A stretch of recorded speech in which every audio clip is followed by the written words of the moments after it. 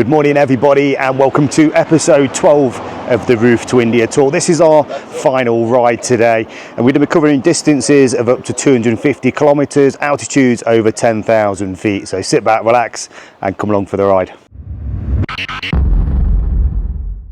Good morning, Alex. Morning, mate. You look like you've had a haircut and a beard trim. You're looking a bit more human. I thought it was time to get rid of the Grizzly Adams look. It wasn't. It was starting to bother me. Apparently, it was bothering everybody else before it bothered me. But yeah. So last ride today. What should we expect from it? From here, we're going to head along the Kulu Valley. Today's always a bit, maybe the highest chance of rain. But in saying that, last two rides, no rain. Rain during the night, as you can see. But it's looking good. So here, 70 kilometres on, you could say, main highway. Then we hit a tunnel, a 3 kilometre tunnel at a place called Aut, A-U-T. Bit of a crazy tunnel. Sometimes the lights are on, sometimes they're not. It goes uphill, downhill, round corners.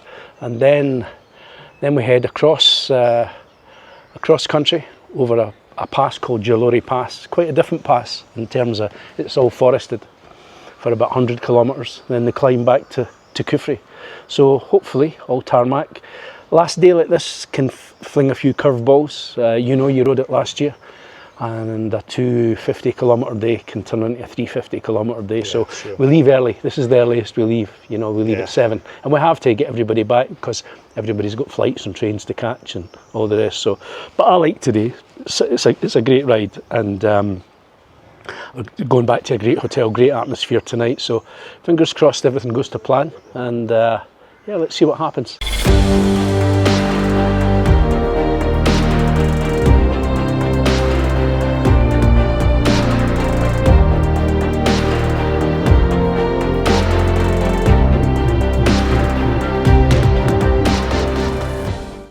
As we set off on today's ride, we leave the old town of Manali, and what a fantastic rest day in this place. My helmet mic also decided to give up the ghost, so you'll have to bear with me on this one. We jump on the highway and head back the way we came in the day before yesterday. At the minute it's pretty quiet on the road, dodging a few dogs and the usual cows. I reset the trip on the bike and we're hitting a nice 18 degrees this morning. And I've set off feeling kind of sad today, being the last ride. I think the tour has gone so quick when you get down to that final day, and that just shows how much fun we've all had.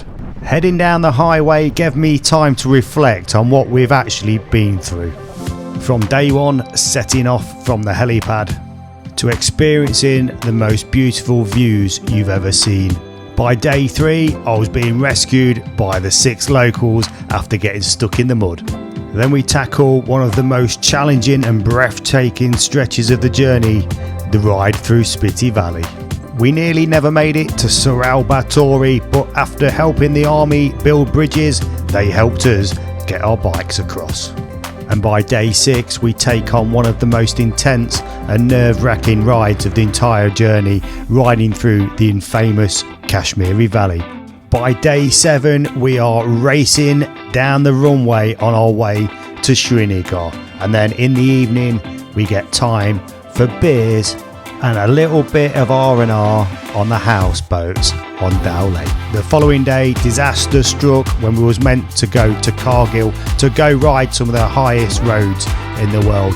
The landslides caused the detour and we ended up riding to a place called Patnitop. Without the detour, we'd never have got to have seen the place called Mini Switzerland, where I got to feed one of the baby monkeys. By the afternoon, we had 4 seasons in one day, and you can't have a motorcycle adventure in the Himalayas without a drop of rain. And when it rains, it rains. On the way to Manali, we had a bit of mud, a bit of sand, another bit of rain, and then the next minute, it's 35 degrees and we're having chai and eating samosas. After completing the highway run, it was time to head into the tunnel. Entering into the tunnel, the lights were on, and if I remember rightly, Alex said it was about 3 kilometres of twisty turns. Cars still like to overtake you though, even when there's traffic, coming the opposite way.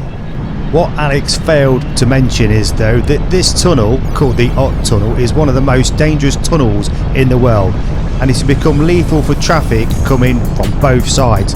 It's not always guaranteed that the lights are working inside. There's a few bulbs, and as you can see it gets very dark at times. There's no CCTV cameras or firefighting facilities. It was built in 2006 and it serves as the gateway to Kulu and Manali. At 2.8 kilometres long, it's claimed to be the second longest road tunnel in the country.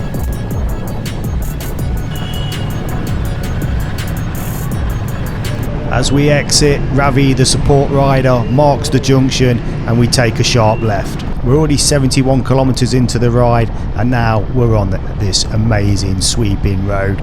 There's hardly any traffic, we've got the mountain views and the river running down to the left. A few clicks later, it looks like it's chai time.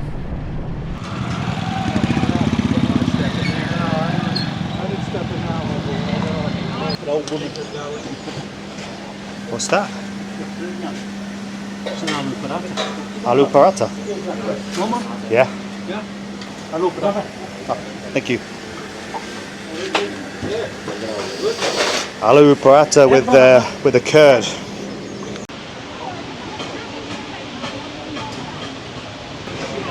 Hey.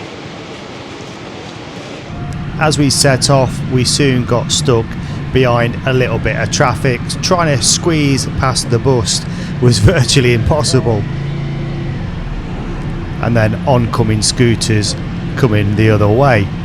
There must have been some sort of celebrations going off with the music, and as I looked up I could see there were some Westerners up there which I've not seen on the roads on this tour yet.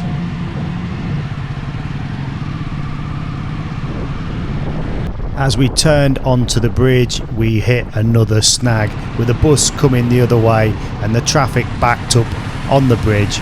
So I'm trying to backpedal at this point. It's not easy when you're on a bit of an incline.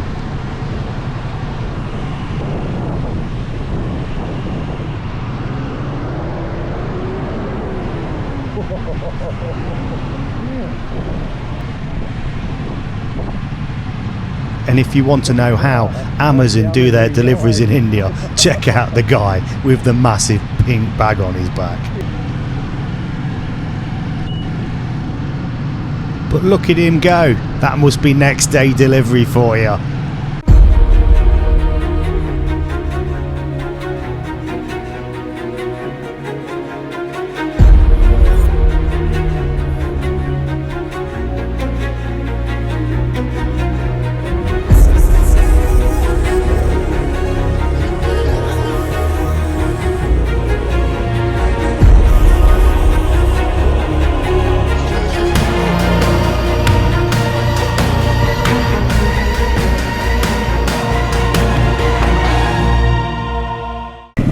Massive climb, we'd reached the top. Yeah, 10,280 feet, 3,132 metres. Let's have a quick look over the edge. Wow, just all forest. Oh, looks like they've stopped for chai down there. Did you turn down? Did you turn down that mud road? Yeah. Oh, and you came back? Yeah.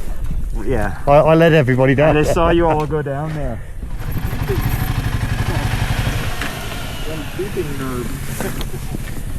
Okay, Axel. Sir.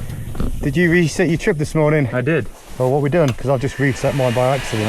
No, it's like it's got an accidental resetter. Yeah, 113, 112. 112. There we go. So we just wait for the other bikes to come down. Chai's already ready.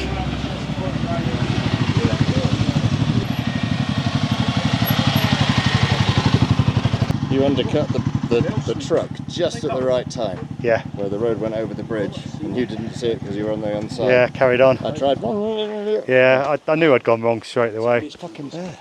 So I've just spotted a bear, and if we're quiet enough we can just creep up on it. I don't want to startle it. It's just sitting on top of this wall. Well, you didn't think it was going to be a real one, did you? Kanuri. Are you? Kinuri? Yeah, I have. Yes. You have? I have same, yeah. Okay. From where you got? From Kalba. Kalba? yeah, I'm part of the tribe. Eh? Well, this man's making some You ever had any youngins on your ride? bread. Yeah, I got Besides, Yeah. from like 18 to 20-year-olds? Look at that for a kettle. That's definitely seen some use. No, I'm That just has. wondering because you have an 18. Right, we are ready to roll.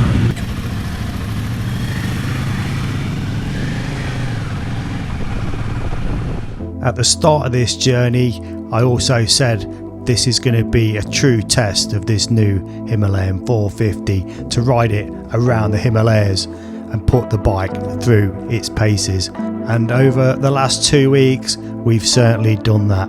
We've crashed, we've bashed and thrashed these bikes day after day, hour after hour. And my verdict is this bike is better than expected. Apart from the odd bent gear lever and foot peg and a couple of punctures, out of the 20 bikes we have had 0 mechanical issues. These bikes are not just built well, they perform well. It was only a matter of time before we head into the busyness once again.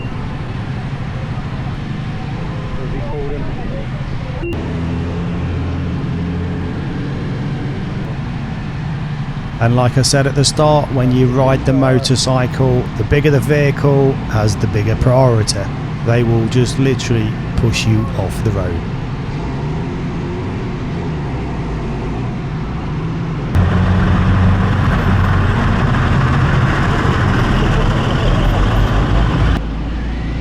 And for a little while we just keep getting bombarded by the buses, soon to realise there's a bus station around the corner.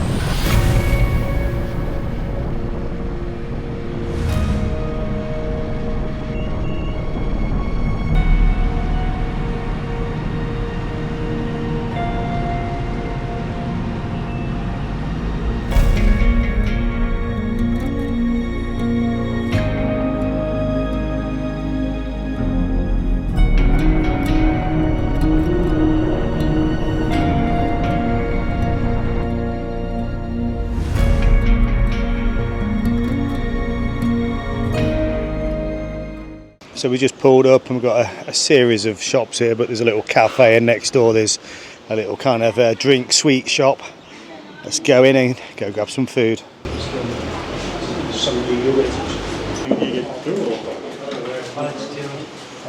This is the veg tally.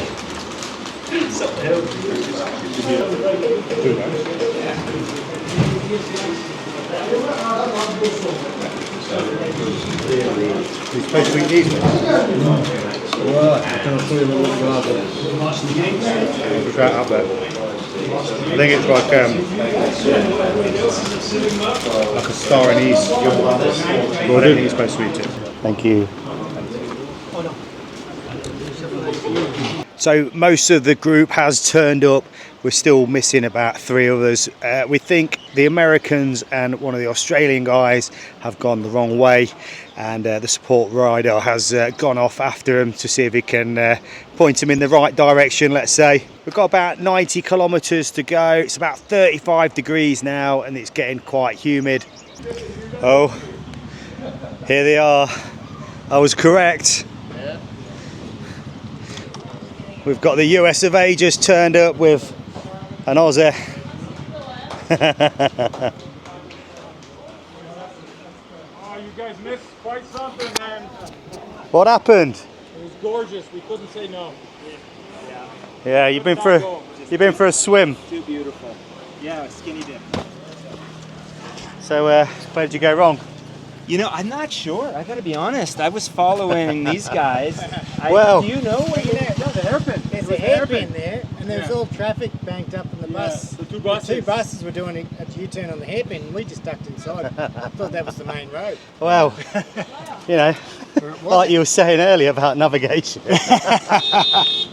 You wouldn't expect the pilot to get lost now, would you? On the ground, yeah. After lunch and a cup of chai, we set off. This time the roads are flowing and a bit faster, which isn't necessarily the best thing in India. As you'll see, I nearly come unstuck.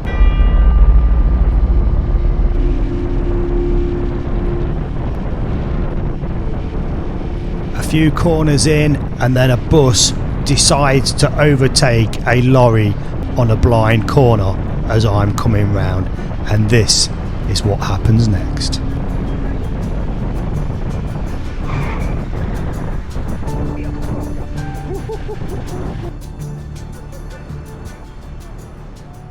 How lucky did I feel after that? Let's watch it back in slow motion. As I enter into the corner, I'm hitting 71k, and you can see my dilemma. The bus hasn't left me much room.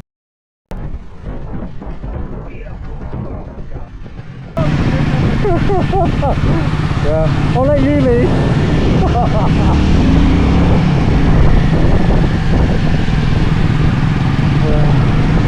Did I learn my lesson? Probably not. I've probably just used another one of my lives. The final push back up to Kufri was probably one of the most favourite of mine over the day. Just check out the roads. They are absolutely amazing.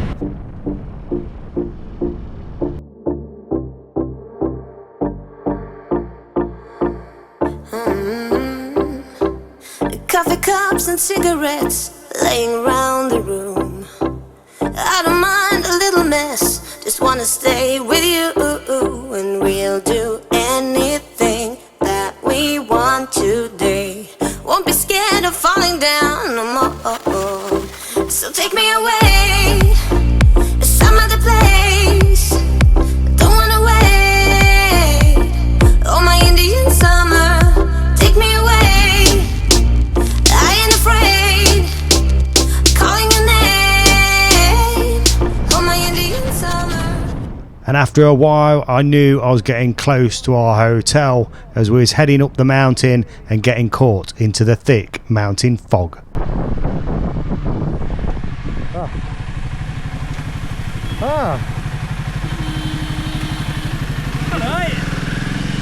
So all the riders are here bar one, American Mark. He's been lost twice in one day. It's a new record for the nomadic nights. So they're all just waiting back here to give him a good cheer as he comes in. The support team have found him. He's not too far away, but we'll just wait for him to come in. Here he is. Better late than never.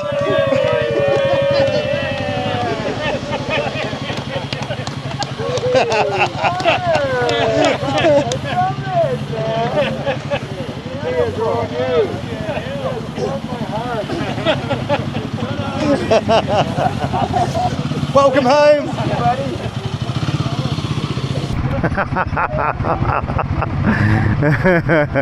Alex is giving Mark some stick. That's twice in one day he's been lost.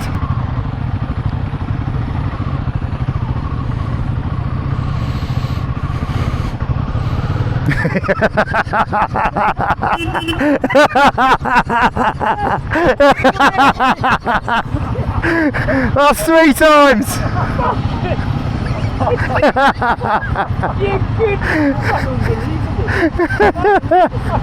Oh, brilliant. That's funny. He stitched him up like a kipper there, coming up towards the hotel. And here we go, guys. This is the end of another fantastic nomadic nights adventure. 2 weeks riding around the Himalayas on these beautiful new Royal Enfield 450s. These are awesome machines. And we're back where we started. And here's everybody coming up.